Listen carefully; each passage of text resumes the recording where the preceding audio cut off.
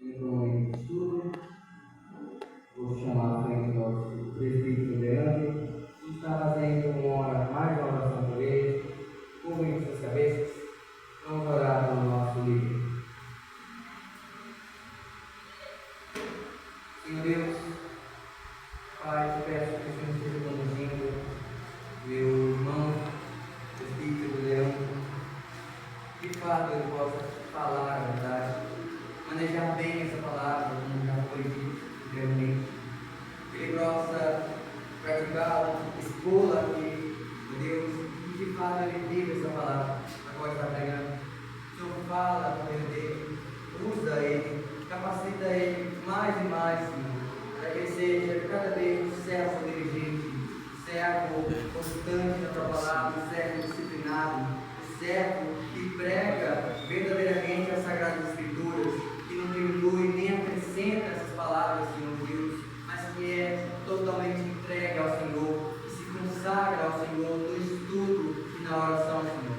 Venha usá-lo esta noite, Deus, que possamos ouvir essas palavras, que estejamos atentos ao que vai ser dito aqui, Senhor, que possamos ser edificados através delas, que possamos ouvir atentamente isso, que ela venha adentrar os nossos corações, meu Deus, penetrar a nossa alma, Pai, e que não venhamos a se esquecer dela, mas a lembrar dela e a viver assim possível, meu Deus.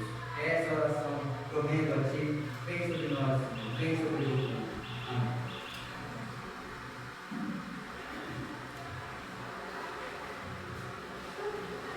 Os irmãos, graça e paz. Irmãos, abram comigo no livro de Neemias.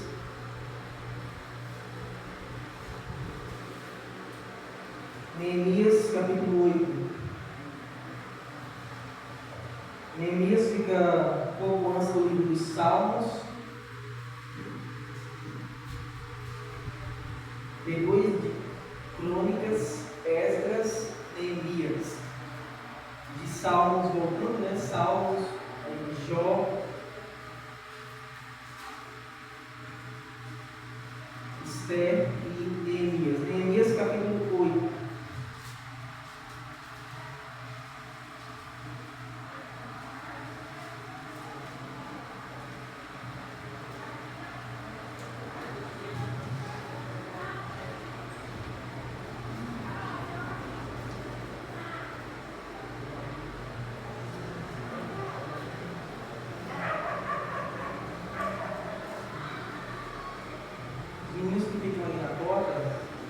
Podendo, tá? Havendo possibilidade, e envia um pouco o barulho quando surgir pertinho, vocês fazem.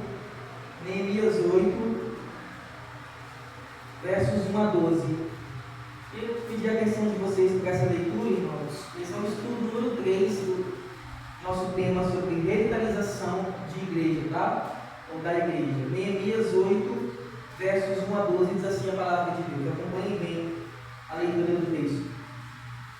Quando chegou o 7º mês, e os filhos de Israel já estavam morando nas suas cidades, todo o povo se reuniu como um só homem na praça, diante do portão das águas, e pediram a Esdras, o escriba, que trouxesse o livro da lei de Deus, da lei de Moisés, que o Senhor havia ordenado a Israel.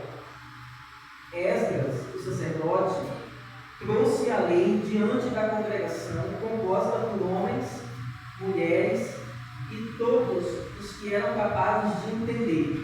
Grave bem a palavra, todos os que eram capazes de entender o que ouviam. Era o primeiro dia do 7º mês. Esdras leu o livro em voz alta, diante da praça que fica em frente ao portão das águas, desde o amanhecer até o meio-dia, na presença dos homens, das mulheres dos que podiam entender. E todo o povo tinha os ouvidos atentos ao livro da lei. Grave de novo a segunda parte. Todo o povo tinha os ouvidos atentos ao livro da lei. Esdras, o escriba, estava no púlpito de madeira que fizeram para aquele fim. Estava em pé ao lado dele, à sua direita, Matitias, Sema, Anaías, Urias, Ilquias e Maaseias. E à sua esquerda estavam Pedaias, Misael, Malquias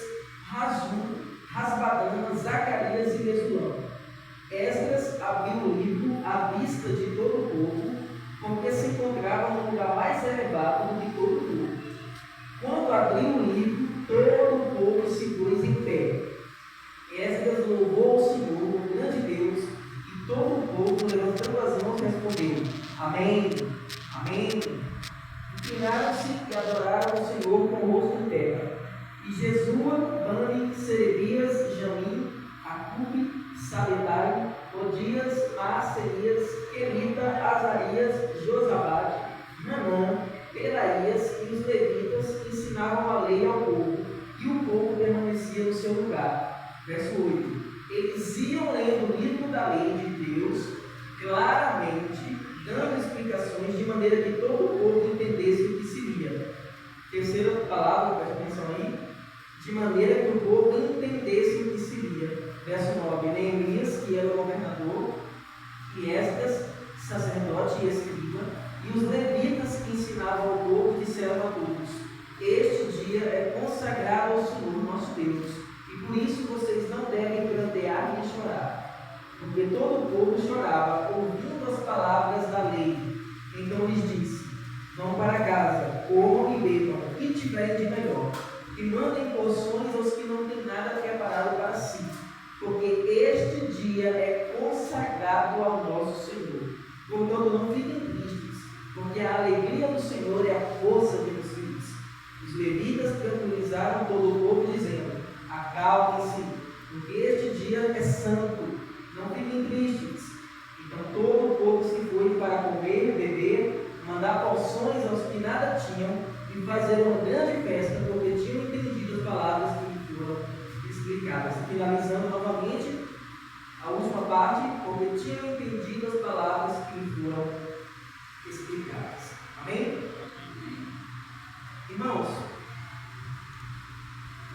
nosso estudo, hoje, aqui para a igreja aqui de 6, é o terceiro estudo daqui dessa série sobre revitalização de igreja. Quem lembra o que a gente estudou das primeiras vezes, vai lembrar que revitalização é o processo de trazer uma nova vida, um novo vigor para a igreja. Tá? Então, é muito fácil uma igreja, irmãos, como a gente já aprendeu aqui, ela se desencaminhar por um caminho de frieza espiritual, de apatia espiritual. E nesse processo que a igreja ela caminha para o esfriamento, é bem possível que muitos dos seus membros, já que a igreja não são as paredes, é bem possível que muitos dos seus membros não percebam que essa igreja está esfriando. Porque esse esfriamento passa por mim e por você. Quando você menos percebe, toda a igreja está fria, distante. Já não evangeliza mais, já não tem mais vigor, já não tem mais alegria no culto, com a palavra, com os louvores. Então, às vezes nós estamos num estado de apatia e nem nós mesmos notamos. Às vezes, uma ou outra pessoa que é mais espiritual percebe que a coisa não está indo muito bem, que o culto está mecânico, engessado. Às vezes uma ou outra pessoa percebe, mas isso não é com todo mundo. E glória a Deus por aquele que percebe, porque geralmente o que não percebe, ele é um dos que estão fazendo a igreja ficar desse jeito.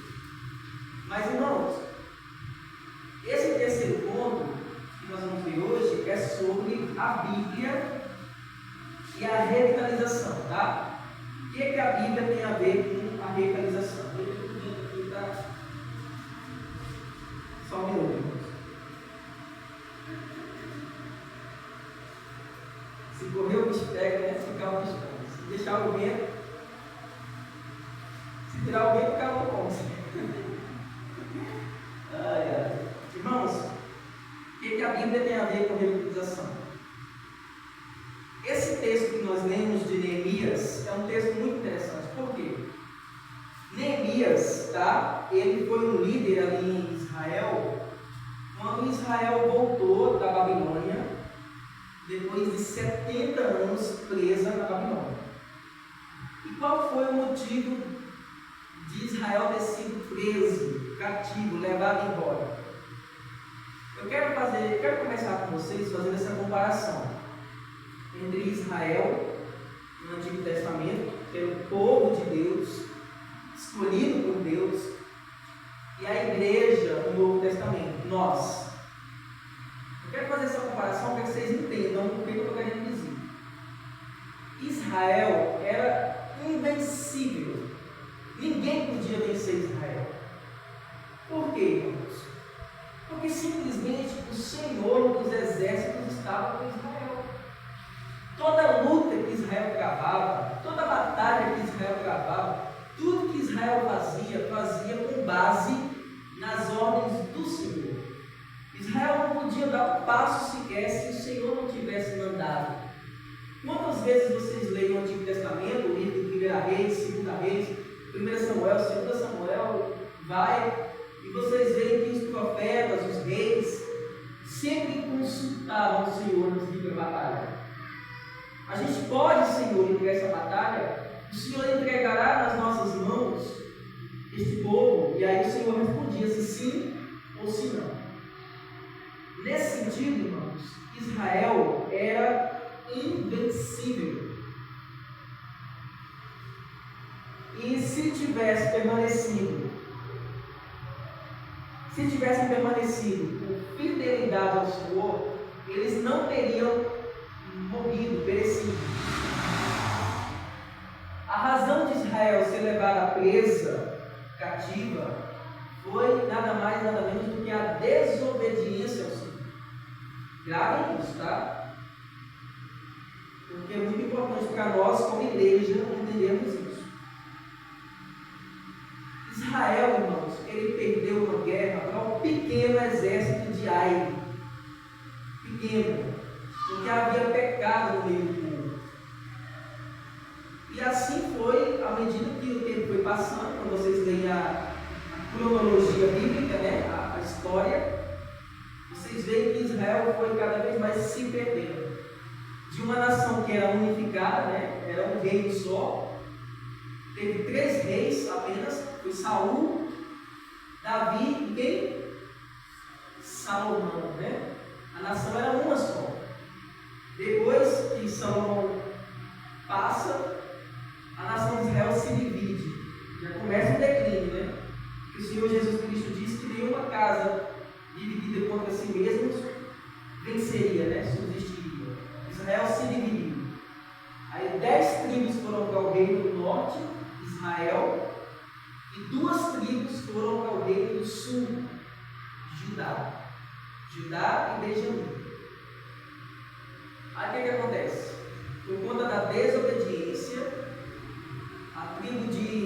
as 10 tribos do norte de Israel são levados presos, cativos pela Síria. Acaba-se a nação de Israel.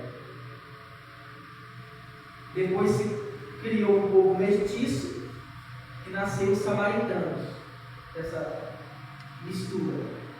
Só restou 2 tribos. Quem foi? Judá e Benjamim. E mesmo vendo a derrota dos irmãos deles, eles não temeram o Senhor. Aproximadamente 200 anos depois, Judá é levada presa pela Babilônia. Tudo porque não se preocuparam em obedecer ao Senhor. Deus mandou Jeremias, Deus mandou os profetas, Isaías, nada.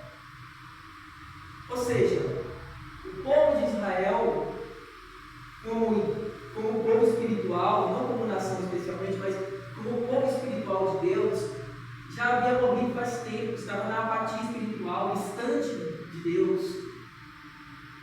E aí eles são presos, 70 anos depois eles retornam. Deus levanta Esdras, que era escriba, né? Neemias, sacerdote, para poder levantar os muros de Jerusalém de novo e reerguer ali o segundo templo. Só que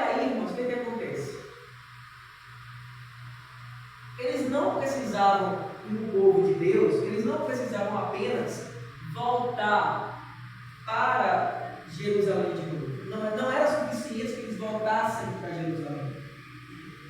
Eles precisavam de algo a mais. Eles precisavam trazer de volta. Vocês lembram? O que Elias fez na época de Acabe? O que foi que Jezabel fez? Ela mandou destruir os altares do Senhor. Naquela época, o pessoal adorava por meio de altares. Eles levantavam um altar ao Senhor e sacrificavam animais, adoravam. A rainha Jezabel, ela víbora, filha de Esther, ela simplesmente mandou derrubar todos os altares de Deus e construir no lugar os altares a Baal, aos ídolos. É a mesma coisa que derrubar uma igreja dessa, um templo desse, para construir uma igreja católica cheia de imagens. O que acontece? Como se já não bastasse isso, Jezabel mandou então matar os profetas do Senhor. O que Elias fez? Quando Elias provocou aquele debate ali no Monte Carmelo, aquela disputa que não caísse fogo do céu, O Deus que mandasse fogo do céu era o Deus verdadeiro. Foi o que Elias fez. Antes de Elias oferecer sacrifício, o que foi que ele fez? Ele restituiu, presta atenção nessa palavra, ele restituiu o altar do Senhor que estava caído, pedra por pedra, ele restituiu. Depois ele pegou o animal, colocou lá em cima, e aí o resto da história vocês sabem bem. Aqui, irmãos, não era suficiente que esse povo voltasse apenas para Jerusalém. Esse povo tinha que voltar para Deus, porque ele estava distante de Deus. Irmão, se você estiver distante de Deus, não adianta o local geográfico que você vai estar. Se é no M6 ou em Petrolina, não adianta ser na IPV ou na Batista ou na Assembleia, não adianta. Se você estiver distante de Deus, a única razão possível de você tratar da sua vida espiritual é voltando para Deus, é restituindo aquilo que você deixou embora, é voltando ao primeiro amor, como diz o Apocalipse. Vocês estão entendendo, irmãos? Foi isso que Esdras ele quis fazer aqui. O povo, aqui em Neemias capítulo 8, eles reúnem o povo, imagina aí a cena. Eles reúnem o povo, uma assembleia, milhares de pessoas. Aí Esdras, que é o escriba, ele fica no púlpito mais alto do povo. Aí desse lado tem um grupo de homens, desse outro lado tem outro grupo de homens. E eles vão ler a lei para o povo, a lei que o povo tinha abandonado. Irmãos, lá em Êxodo 12, na Páscoa, quando Deus tira o povo de Israel do Egito, Deus ordena que a Páscoa, aquele memorial, fosse cumprido regularmente, para sempre. Eles só fizeram uma vez depois que saíram do Egito, depois eles esqueceram. Israel, irmãos, era um povo rebelde, murmurador. Moisés não tentou, pediu para morrer. Ficou sem paciência com aquele povo. Moisés, imagina, como diz pastor Aziel, cabeça seca aqui na gente, Moisés. Mas aí, irmãos, Esdras, ele vai ler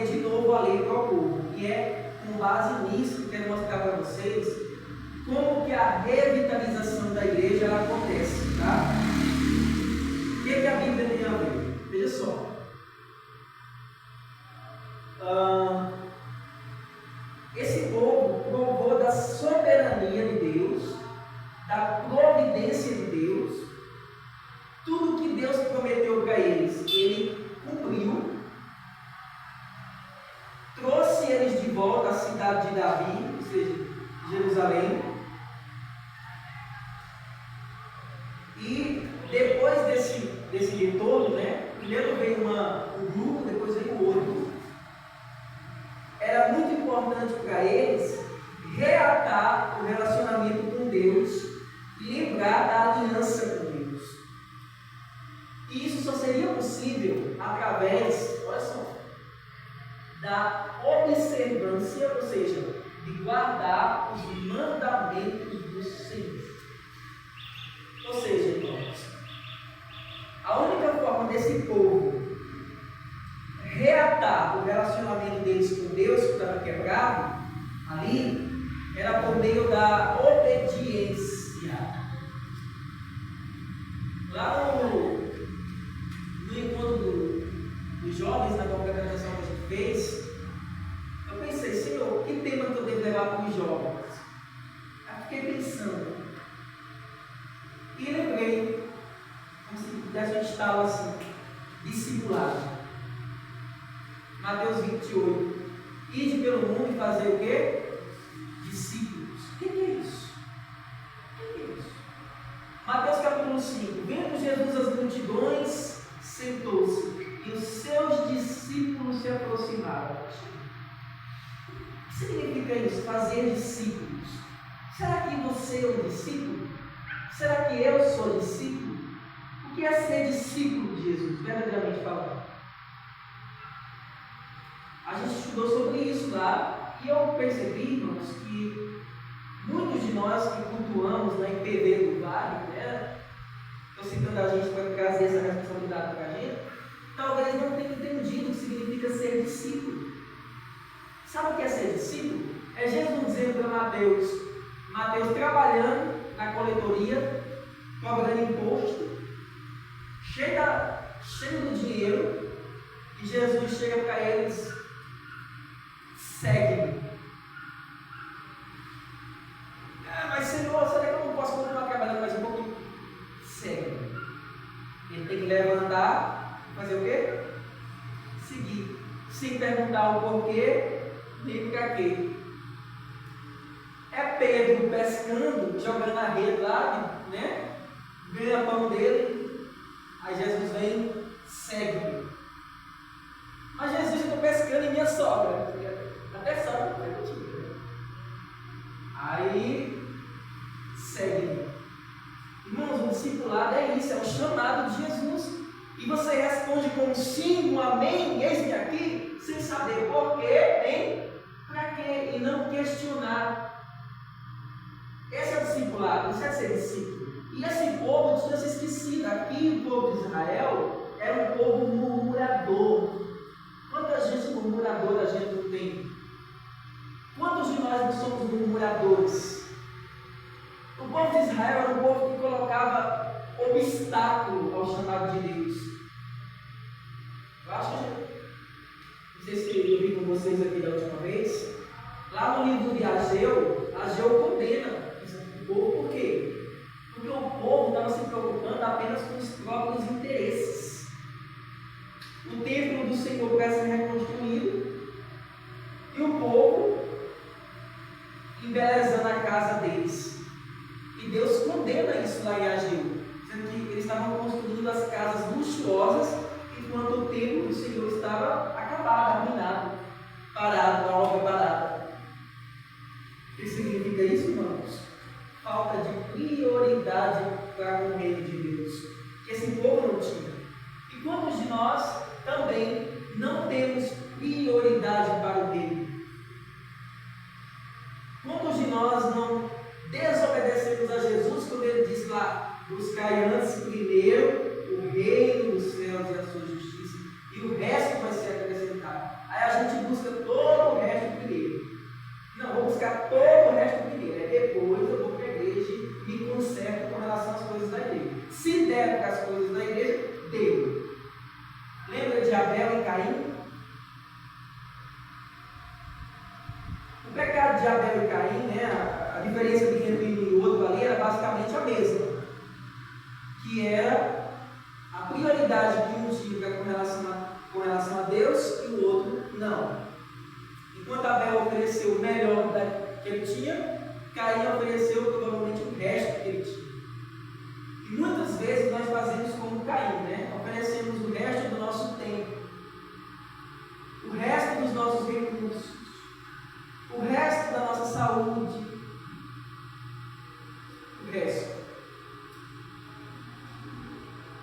Como que a igreja vai ser viva, revitalizada, se nós agirmos dessa forma? Então aqui, irmãos, nós temos um texto que trata sobre isso. E aqui, vejam bem, Esdras, ele leu a palavra de Deus para o povo, e o povo entendeu. Observe, por isso que eu pedi para vocês repetirem na leitura. O entendimento. Quase ninguém fala sobre isso, né? O entendimento. O apóstolo Paulo, ele condena a igreja no Novo Testamento. Por quê? Paulo disse assim: olha, vocês já deveriam estar comendo comida mais sólida, mas vocês ainda estão bebendo leite espiritual. Vocês já imaginaram a cena? Um homem de 30 anos de idade, 40 anos de idade, chegando aqui na igreja com uma chupeta na boca, né? Um babadozinho aqui, fralda. Não é conveniente, né? Porque é um homem de 40 anos de idade. Se espera que esse homem de 40 anos esteja agindo como um homem de 40 anos. Então, há um tempo determinado para tudo. O apóstolo Paulo, bem como lá no livro de Hebreus, condena a igreja porque eram meninos espirituais. Quantos irmãos? Quantos? Você sabe bem, eu não preciso ficar citando. Pessoas que estão na igreja há 1, 2, 3 anos, você pergunta coisa para ela, ela não entende nada. Ela não sabe dar uma resposta à fé dela. Ah, Jesus morreu por quê? Por quem? Ele ama a todos, ele salva a todos, não sabe, coisas básicas. Aí o que acontece, irmãos? O primeiro mandamento diz o seguinte: amarás o Senhor teu Deus de toda a tua alma, de todo o teu coração, de toda a tua força, de todo o teu entendimento. Grave bem. A palavra de Deus, quando ela é explicada, pregada, ela precisa ser entendida. Cada palavra, cada texto, cada afirmação bíblica, ela tem que entrar na sua cabecinha, tem que ficar fixado aí e não sair mais. Você precisa entender. E quando você entende, os resultados eles vêm naturalmente. Sabe por que muitos não dão uma resposta à palavra de Deus? Porque não entendem a palavra de Deus. Alguém já disse que Satanás vai fazer todo o possível para que você não leia a Bíblia. Primeiro ponto. Se você ler, ele vai para a segunda parte, vai fazer com que você não entenda. Se você entender, ele vai para a terceira parte, vai fazer com que você não creia. Porque tem muita gente que lê, até entende, está lendo, mas não crê. Se você crer, tem uma carga na manga ainda. Vai fazer com que você não pratique. Né? Aí pronto. Então, meus irmãos, o que foi que aconteceu aqui em Neemias 8? Houve a gente chamaria hoje de avivamento, uma revitalização. O que foi que aconteceu? Primeiro ponto, quando Esdras ele leu a Bíblia para o povo, e o povo entendeu, o que aconteceu? Aconteceu o primeiro ponto, a adoração. Esse povo começou a adorar ao Senhor verdadeiramente. Irmãos, não me levem a mal, estou falando de adoração mesmo, não estou falando de aquela coisa mecânica, não, estou falando de adoração. Sabe o que é choro, fervor, alegria, porque na presença de Deus? Que Jesus disse para a mulher samaritana, João capítulo 4, os verdadeiros adoradores adorariam em espírito e em verdade. Isso é adoração, irmãos. Foi isso que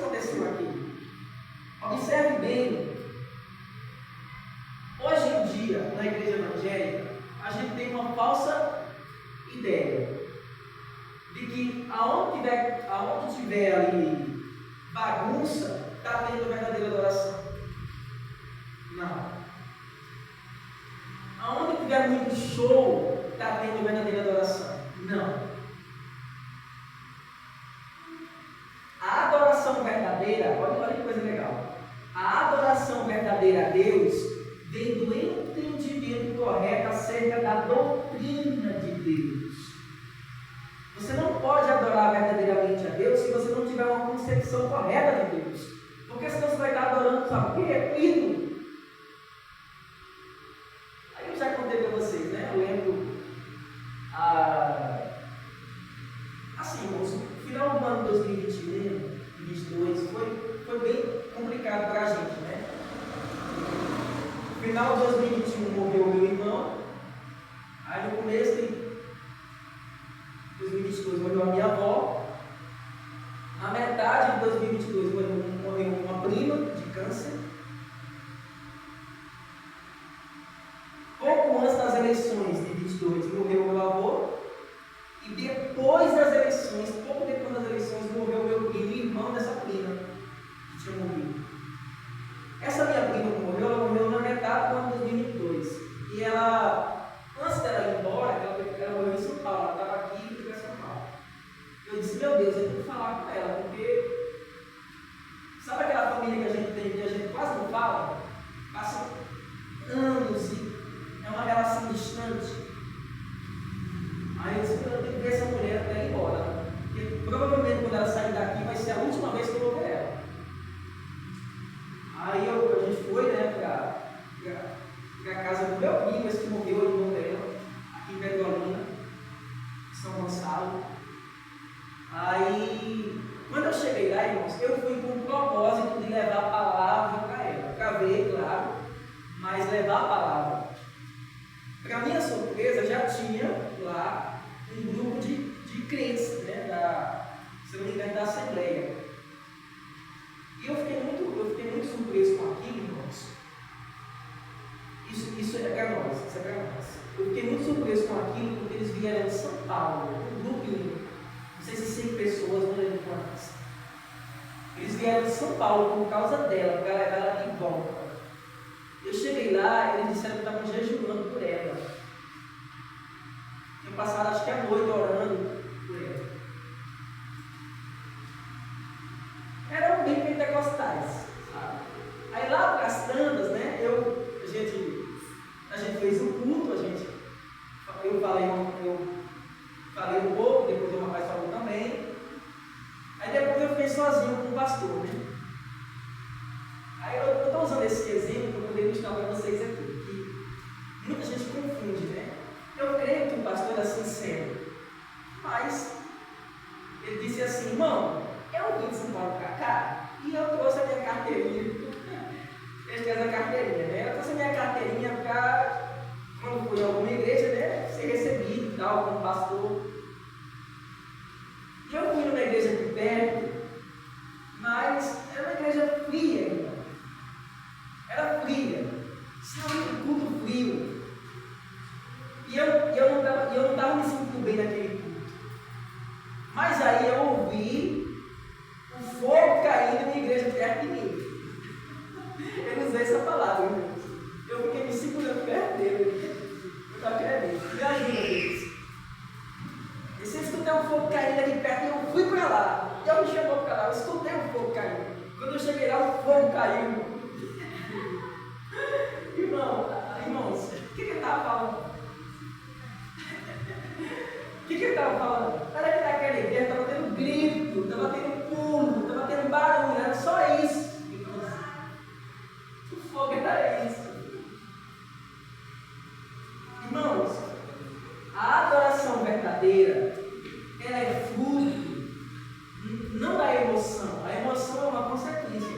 A adoração verdadeira é fruto do entendimento correto acerca de Deus. Você entendeu quem Deus é? Você entendeu que Deus lhe salvou do inferno? Você entendeu que Deus lhe justificou? Você entendeu que Deus lhe escolheu no meio de 8 bilhões de pessoas no mundo? Deus lhe escolheu, você. Se você entendeu isso verdadeiramente, se isso entrou na sua cabeça, foi para o adoração, você vai adorar verdadeiramente. Não tem para onde correr, irmãos. Tá certo? Então, a adoração verdadeira é fruto do entendimento correto. Olha aí comigo o versículo 6 do texto de Neemias 8, versículo 6. Vamos ver juntos, irmãos? Esdras louvou ao Senhor, o grande Deus, e todo o povo, levantando as mãos, respondeu: Amém, Amém. Inclinaram-se e adoraram o Senhor com o rosto de terra. Irmãos, por que eles fizeram isso? Por que eles fizeram isso? Porque eles tinham entendido. Esdras abriu o livro da lei. Agora, olha que interessante. Esdras, irmãos, ele estava aqui, ele abriu o livro, mas não foi só ele e os homens que estavam com ele. E eles saíram, é mais ou menos assim, né? Eles saíram no meio da multidão, explicando a lei para o povo. Eu fico imaginando a cena, sabe? Explicando a lei para o povo, tirando as dúvidas deles. Explicando. E eles adoraram ao Senhor. Uma igreja revitalizada, assim, veja só, ela guarda o ensino fiel da Bíblia e cultiva uma vida de adoração ao Senhor. Adoração. Abre comigo Salmo 100. Quem abriu primeiro aí? Salmo 100.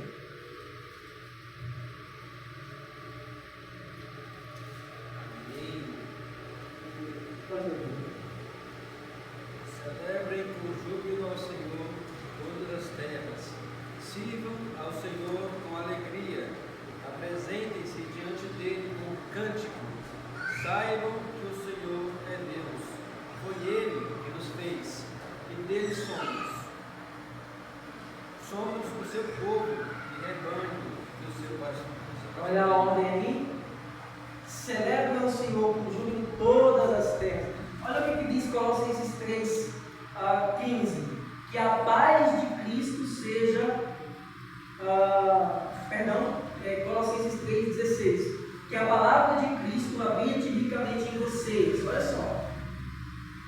Instruam e aconselhem-se mutuamente em toda sabedoria, louvando a Deus com salmos, hinos e cânticos espirituais, com gratidão no coração. Então, o primeiro sinal, irmãos, de uma igreja que entendeu a palavra, de uma igreja revitalizada, é a adoração, é o louvor. O louvor diz assim, né? Você sempre cantou aqui já, né?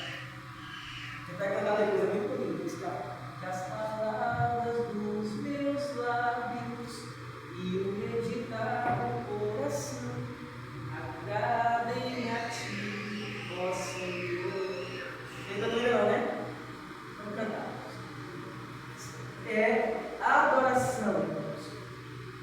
Segundo ponto, humilhação. Olha o versículo 9 do nosso texto. Verso 9. Neemias, que era o governador, e Esdras, sacerdote e escriba, e os levitas que ensinavam ao povo, disseram a todos: Este é um dia consagrado ao Senhor nosso Deus. Por isso vocês não devem prantear nem chorar, porque todo o povo chorava ouvindo as palavras da lei. Mas por que esse povo chorava ouvindo as palavras da lei? Por quê? Porque na hora que o entendimento veio, eles lembraram que eles tinham desobedecido, que por conta da desobediência eles tinham sido levados presos, muitos tinham morrido. Eles se recordaram e eles choraram, se humilharam. Daniel capítulo 9, Daniel ora lá: Senhor, nossos pais pecaram contra o Senhor, nós pecamos contra o Senhor. Daniel não foi ele que pecou, mas ele chora e lamenta e jejua pelo povo, porque ele sabe que a desgraça do povo foi por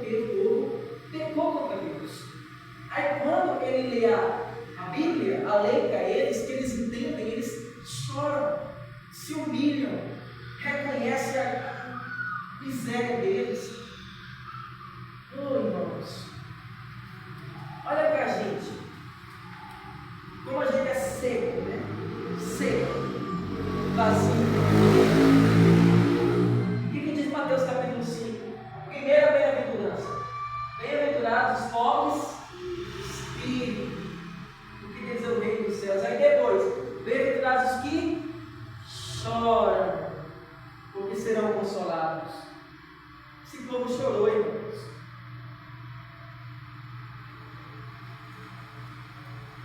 A alegria, ela vem pela manhã. Mas o que vem antes? Lá no Salmo, o choro. O choro pode durar uma noite, a alegria vem pela manhã. Chora, meu irmão. A gente não chora mais, a gente é seco, vazio. Nossas orações são secas, são mecânicas. Tem um vídeo do John Piper, bem interessante. John Piper diz assim: eu coloquei no chat GPT uma oração, pedi para o chat GPT fazer. Faça uma oração conforme a oração do pastor teólogo, D.A. Castro. Aí ele pediu para o chat fazer, né? Faça a oração conforme o espírito da teologia de fulano. Aí o chat GPT fez a oração. Uma oração linda. O chat GPT fez. Ó Senhor grandioso, digno de honra, misericórdia, louvor, graça. E tá a oração linda, né? Linda a oração. Aí John Piper disse: isso é uma máquina. Que tipo de sentimento essa máquina está produzindo? Que tipo de sinceridade, de louvor essa máquina está produzindo? Nenhum. Uma máquina. Deus requer orações não de máquinas, mas de homens e mulheres com coração de carne. Amém? Amém. Então, humilhação, meus irmãos. A Bíblia nos revela um Deus santo e o nosso pecado não suporta a santidade de Deus. Foi isso que Isaías sentiu, Isaías capítulo 6. No ano que morreu o rei Uzias, eu vi o Senhor assentado no alto trono. Aí Isaías, o que acontece com ele? Se quebranta. Ai de mim, que estou perdido. Ele tem convicção do pecado dele. Joel capítulo 2, né? Convertei de todo o vosso coração com jejuns, rótulos e prantos. Rasgai os vossos corações e não as vossas vestes. Olha. Humilhação. A Bíblia, quando ela é corretamente entendida, ela leva o homem à humilhação. Terceiro ponto, estamos finalizando, irmãos. Quebrantamento, que está diretamente ligado à humilhação, né? O quebrantamento é o reconhecimento das nossas limitações e das nossas necessidades que temos diante do Senhor soberano. Muitas vezes as pessoas estranham quando há um irmão que está quebrantado. Porque hoje em dia está tão estranho hoje em dia. Quando você vê um irmãozinho chorando, quebrantado, sabe? Se acha estranho. E tem muita gente que julga. E olha para ele ali, ele está querendo aparecer. Que é isso? Ele chega antes do culto, ele chega antes e começa a orar ali sentado na cadeira, ele se ajoelha no culto. Não. Ele está querendo aparecer, não é possível. As pessoas julgam. Porque já não há mais quebrantamento hoje.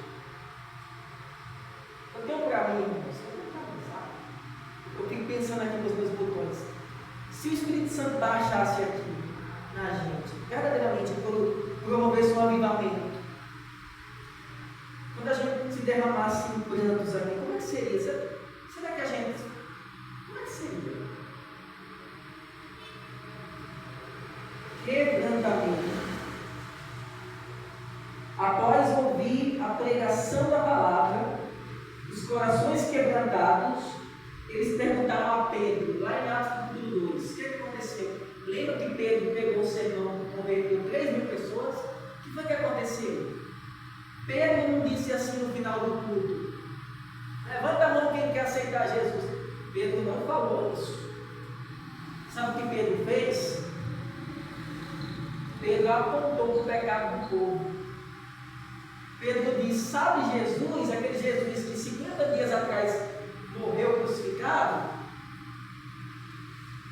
Foi vocês que mataram. Vocês são os assassinos de Jesus. Lá em Atos capítulo 2 e 3. Mas aquele Jesus lá sendo matado, ele era Deus, ele era filho de Deus. Aí quando o povo entende, aí ele chama para Pedro. Irmãos, eu fico pensando na cena. Corajoso. Aí ele chega para Pedro: irmãos, o que faremos? Veja que o apelo parte deles. Aí Pedro diz: arrependam-se, e cada um de vocês seja batizado em nome de Jesus Cristo. Como é que é a coisa? Quebrantamento, do reconhecimento da palavra de Deus. A igreja que busca a revitalização não hesita em se quebrantar e se dobrar em total dependência do poder e da ação do Espírito Santo. Quarto, o que foi que eu falei até agora?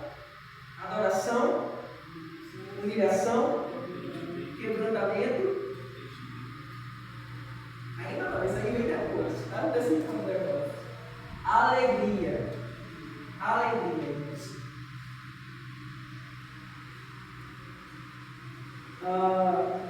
Observe o que diz aqui no verso 9 ainda. Algumas partes, não lê todo não, tá? Verso 9. A parte B aí, ó. Este dia é consagrado ao nosso Deus, e por isso vocês não devem chorar, nem prantear. Olha o que diz aí agora o verso 10. Vão para casa, comam e bebam. Aí a parte final. Porque este dia é consagrado ao nosso Senhor. Portanto, não fiquem tristes, porque a alegria do Senhor é o quê? É a força de vocês. Oh, Deus. Uma igreja revitalizada é uma igreja alegre, feliz. Mas mais uma vez, tudo que a gente está citando aqui é fruto, observe, é fruto do entendimento correto acerca da palavra. Porque a alegria por alegria, uma falsa alegria, qualquer pessoa pode ter em qualquer seita. Você vai para essas comunidades aí, você vai para a IPV no domingo, né? Aí passa em frente às comunidades ali, aí está todo mundo se abraçando e tal. Aí um dia desse eu passei com um monte de homem de laranja no meio da pista, assim. O que é isso, gente? Acho que era o. Não sei se ele é legendário, sei lá. O negócio dele lá. Uma falsa alegria. Essa alegria aqui, que é o que está dizendo aqui, é o fruto do entendimento correto acerca da palavra de Deus. A pessoa entende que ela é salva, entende que Deus chamou ela, entende que ela tem todas as bênçãos do lado dela, ela se alegra no Senhor. Então, uma igreja revitalizada, uma igreja feliz, alegre, que faz a obra com alegria, com vigor, com disposição, que não sente pesar. Lá em 1 João diz assim, que os mandamentos do Senhor não são pesados. Qualquer pessoa que faz a obra com pesado, poxa, eu pedi para o culto mesmo, é sério, está se aproximando na hora do culto. Não viu o menino chorar agora? Não viu o ventilador quebrar? Não viu o culto que quebrou o ventilador? Alegria, irmãos. Alegria. Vocês estão entendendo? Amém?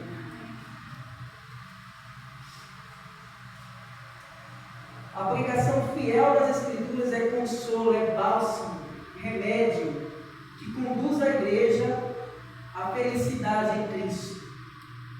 E por último, para finalizar, irmãos, calma citou, entendimento.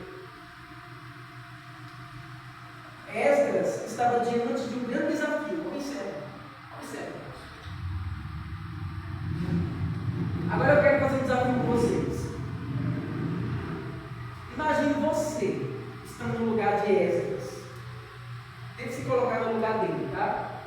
era um escriba, né?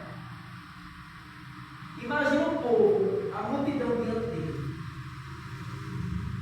Ele sabia que esse povo estava distante de Deus.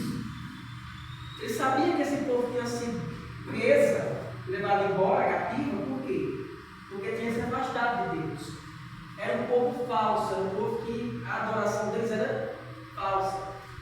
O próprio Deus dizia para eles: olha, vocês me honram com seus lábios, mas seu coração está longe de mim. Aí você imagina, aí eu fico pensando uma noite antes, Esdras pensando: meu Deus, o que eu vou fazer para animar esse povo? Para fazer com que esse povo entenda a tua palavra. Imagina Esdras orando de noite.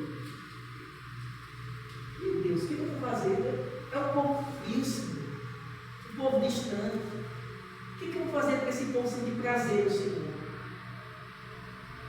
Porque esse, irmãos, esse é o desafio meu, é o desafio do pastor João, de todo pastor sincero, o desafio de fazer o povo amar a Deus.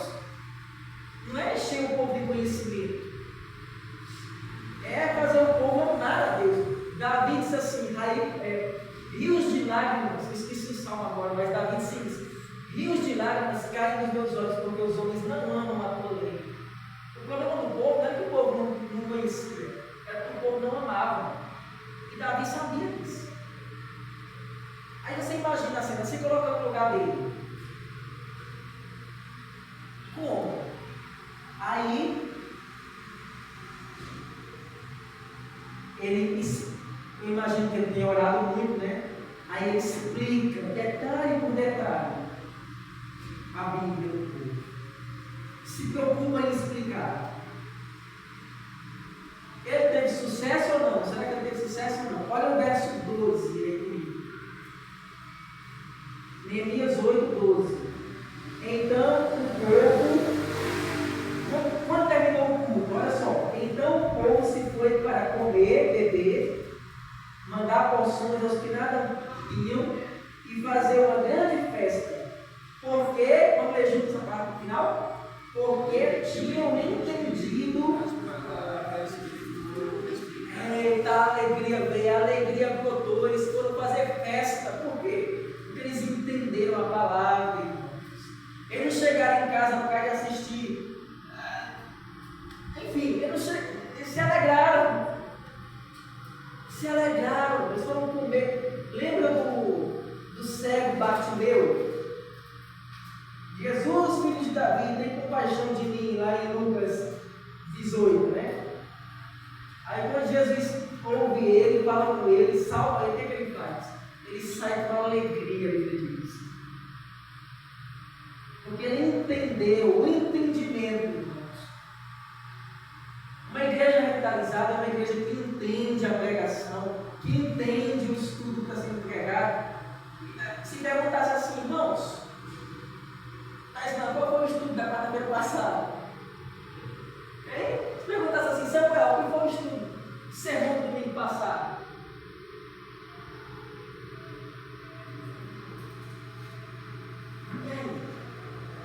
E aí? Agora se perguntasse assim, qual foi a escalação do Flamengo na final da Libertadores? Entendimento, irmãos. A Bíblia é a palavra de Deus, a qual o Espírito Santo nos faz entender. Os discípulos provaram isso. Vocês lembram quando Jesus ele morreu? Aí, dois discípulos, lá em Lucas 24, dois discípulos caminhando, tristes, né? Aí Jesus se aproxima deles, ele não sabe o que é Jesus. Eu acho engraçado ser essas histórias, eu estou pensando. Eles não sabem o que é Jesus, eles estão tristes, falando o que está acontecendo. Aí Jesus chega. O que vocês estão falando aí, gente? O que aconteceu? Está sabendo não? Morreu Jesus, né? Profeta, morreu, foi crucificado pelos romanos. Aí o texto diz que Jesus começa a falar com eles, explicar para eles. E ele não sabe que é Jesus. Aí Jesus senta na mesa com eles, parte o pão com eles. Ele não sabe que é Jesus. Ele não sabe que é Jesus ainda. Aí Jesus some, pô. Vai embora. Aí quando Jesus vai embora, aí eles não queimavam o nosso coração quando ele falava da palavra de Deus. Eles entenderam que quem estava ali era Jesus, não era que Jesus foi embora. Né? Mas uma coisa que chama a atenção é o seguinte, ele dizia assim, não queimava o nosso coração quando ele falava as Escrituras, quando ele expunha as Escrituras. Olha que bonito. Quando a gente está pregando, irmãos, falando do reino de Deus, da obra de Deus, da alegria do Espírito Santo, essas coisas, o coração de você não queima, irmão. O entendimento faz isso. E aí, irmãos, finalizando, o entendimento da palavra de Deus nos leva à sabedoria e ao conhecimento de Deus. Eu termino com uma frase de William Hendrickson, que é um autor, ele diz assim, ó, o Espírito Santo não se satisfaz enquanto a palavra de Deus não cumprir sua missão plenamente e o cristão não tiver alcançado a medida da estatura da plenitude de Cristo. Isso é revitalização. E a igreja deve continuar buscando constantemente. O que Deus deseja fazer pela sua igreja em nossos dias passa pela total devoção do povo à fonte de toda a sabedoria de Deus, que é a Bíblia. Amém? Então, irmãos, que Deus produza no nosso coração o entendimento da palavra dele, para que a gente possa, como o povo de Israel, voltar para casa alegre, depois de um culto como esse, cantando, pegar os filhos do marido, comer, beber, se alegrar pela salvação de Cristo. Amém? Vamos orar, meus irmãos? Vamos orar.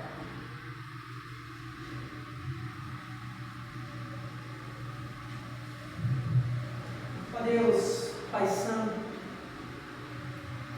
obrigado, Senhor, por tua misericórdia e graça. Obrigado por esse dia. Obrigado pela manifestação da tua graça na nossa vida. Obrigado por cada irmão que aqui está, mesmo cansado, sonolentos, de um dia cansativo, sol. Obrigado por ter nos conduzido até esse local. Ó Deus, aviva a tua obra e faz-a conhecida no decurso dos anos. Revitaliza o teu povo, Senhor.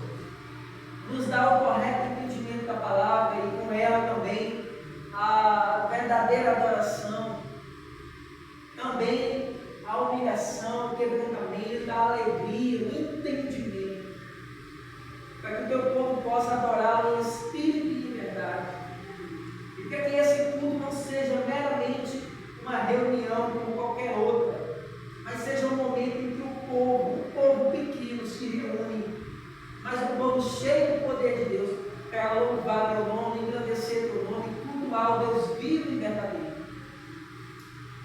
Ouça, milhares de igrejas se reúnem nesse momento, quarta-feira, mas quantas delas estão adorando verdadeiramente ao Senhor? Que nós possamos ser uma daquelas poucas que fazem isso. Essa é a nossa oração, em nome de Jesus. Amém.